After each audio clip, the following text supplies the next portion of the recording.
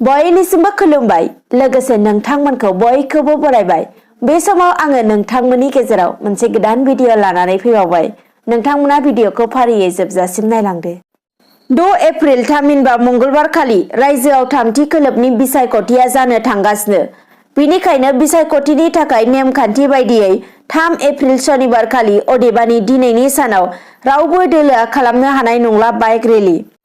मानोना भट होनायनि 72 घन्टानि सिगांनिफ्रायनो बाइक रेलि खालामनाया बन्द थानो नांगोन। मिन्थिनो मोनबावनाय बायदिब्ला भट होनायनि थाखाय फैगौ 4 एप्रिल अदेबानि रबिबार खालि बेलासिनि 6 रिंगानिफ्राय बिसायख'थि फोसावदिंनाया जोबनो नांगोन होनना मिन्थिनो मोन्दों। फैगौ रबिबारनि 6 रिंगानि उनाव थामथि खोलोबनि थाखाय बियाबफोराव खालामनो हानाय नङा जेबो रोखोमनि मेल हानजा सुरनायजों लोगोसे रेडिअ', टेलिभिजन, सुबुं बिजोंफोरनि गेजेरजों फोसावदिंनाय हाबाफारिबो लानो हानाय नङा होननानै खौरांनिफ्राय मिथिनो मोननाय जादों। दानिया फैबावदो गुबुन खौराङाव। आसाम बिधानसभा बिसायख'थिनि नैथि खोलोबनि बिसायख'थिया थांनाय 1 एप्रिल खालाराव जोबनानै थांबाय। नाथाय नैथि खोलोबनि बिसायख'थिनि गेजेराव करिमगन्ज जिल्लायाव बिजेपि दोलोनि बिजाथिनि बलेर' गारिनि सिङाव इभिएम बोखांनो हानाय जादों होननानै मिन्थिनो मोन्दों। बे जाथायखौ लानानै बिसायख'थि आय'गआ गोख्रोङै नायबिजिरनो बिथोन होबाय होननानै मिन्थिनो मोन्दों। मिन्थिनो मोनबावनाय बायदिब्ला बे समाव बलेर' गारियाव इभिएमजों लोगोसे बिसायख'थि आय'गनि मावथिफोर गैयामोन आरो रैखाथि होग्रा पुलिस बिफान आरो हमगार्डफोरनि अनगायैबो रावबो लोगोआव गैयामोन होनना खौरांनिफ्राय मिन्थिनो मोननाय जादों। आरो इभिएम बाक्सुफोरा सिल खालामजोबनाय अदेबानि बैफोर इभिएम बाक्सुफोरा नैथि खोलोबनि बिसायख'थियाव बाहायनाय।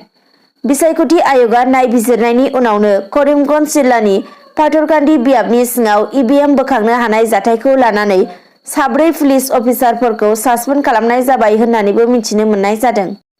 मख'नो गोनांदि बे जाथायखौ लानानै बिसायख'थि आय'गआ फिन बिसायख'थि खुंनो बिथोन होबाय होननानै मिथिनो मोन्दों। दानिया फैबावदो जानो गोनां थामथि खोलोबनि बिसायख'थियाव बिटिसि ओनसोलाव गोख्रोङै रैखाथि होनो थाखाय साखाफारा जाबाय पुलिस बिफाना।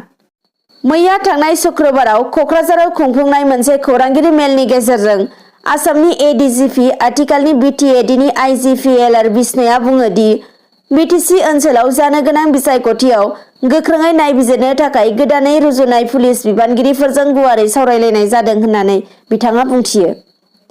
लोगोसे बिथाङा बुंबावो दि भट सोनाय सानाव गोजोनै गोजोन बारहोहरनो थाखाय नांगौ बायदियै रैखाथि हानजा फर्स बाहायगोन होननानै। आरोबाव फैबावदो बाक्सा जिल्लाजों लोगोसेनो 6 नं सापागुरि ओनसोलनि रायजो राजानि थाखाय गोजोनथाव खोथा होबाय मन्त्रि हिमन्त बिश्व शर्मा बिथाङा। सावस्रि बिफान, सोलोंथाइ बिफान आरो रांखान्थियारि बिफाननि मन्त्रि डक्टर हिमन्त बिश्व शर्मा बिथाङा बाक्सा जिल्लानि निकासियाव बिजेपि इउपिपिएल आरो जिएसपि दोलोजों जथायै लोगो नांनानै खुंफुंनाय मोनसे गेदेरथार सुबुं गौमायाव बाहागो लानानै ओनसोलनि रायजो राजानि सिगाङाव बिथाङा बुंथियो दि आसाम एसेम्ब्लियाव बे बाराव सापागुरिनिफ्राय इउजि ब्रह्म देरहाखांनायनि उनावनो मन्त्रि होनाय जागोन होननानै बिथाङा बुंथिलाङो। लोगोसे 6 नं सापागुरि बियाबाव इउजि ब्रह्मखौ होबथानो हानाय नंलिया। बिथाङा 1 लाखनि बांसिन भट मोननानै देरहासारगोन आरो आसाम एसेम्ब्लियाव मन्त्रि बिबानखौ रुजुनगोन होननानै बिथाङा बुंथियो। दिनैनि भिडिअआ बेखिनियानोसै। गोजोन्थों।